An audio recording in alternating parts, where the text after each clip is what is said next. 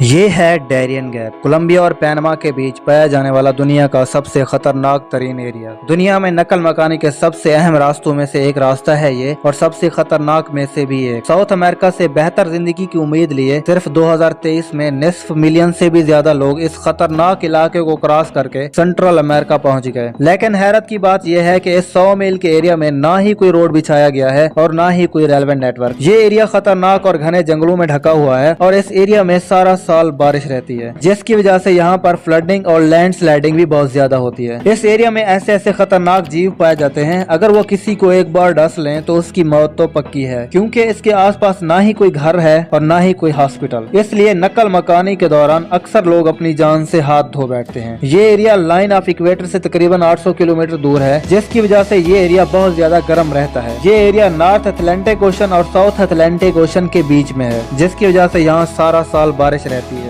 इस एरिया में कई बार कंस्ट्रक्शन करने की भी कोशिश की गई। कंस्ट्रक्शन के दौरान लैंडस्लाइडिंग में अक्सर मजदूर अपनी जान से हाथ धो बैठे, जिसकी वजह से यहाँ पर कंस्ट्रक्शन करना भी लगभग नामुमकिन है। नकल मकानी के दौरान हमें बच्चे भी देखने को मिलते हैं, औरतें भी और बूढ़े भी। अब सवाल ये पैदा होता है कि आखिर ये लोग अपने देश को छोड़कर दूसरे अनजान देशों में क्यों सेटल होना चाहते हैं। आइए जानते हैं। साउथ अमेरिका एक गरीब देश है। साउथ अमेरिका की ज्यादातर ममालिक करप्शन, वीक गवर्नमेंट और पॉलिटिकल इंस्टेबिलिटी का शिकार हैं। इस वजह से इस देश में भुखमरी भी बहुत ज्यादा है, इसलिए ये लोग अपनी कंट्रीज को छोड़कर कहीं दूसरे देश में सेटल होना चाहते हैं। इन सब लोगों के लिए कुछ ही मील दूर अमेरिका से बेहतर और कोई ऑप्शन नहीं है। अमेरिका ने अपनी इमिग्रेशन पॉलिसीज को भी सख्त कर दिया है। अब इन लोगों के पास सिर्फ एक ही रास्ता बचता है, वो है डैरियन गैप। ये रास्ता बहुत ही ज्यादा खतरनाक है। इस रास्ते में खतरनाक सांप, डेंगू, मलेरिया, लैंडस्लाइडिंग और डाकू, इन सब का सामना करते हुए इन लोगों को यहाँ से गुजरना पड़ेगा। एडवांस टेक्नोलॉजी होने के बावजूद इस 100 मील के एरिया में आज तक ना ही कोई रोड बनाया गया है और ना ही कोई रेलवे नेटवर्क, क्योंकि अमेरिका चाहता ही नहीं कि यहाँ पर कोई रोड या रेलवे नेटवर्क बने। इसकी मेन वजह कोलंबिया में मौजूद ड्रग माफिया,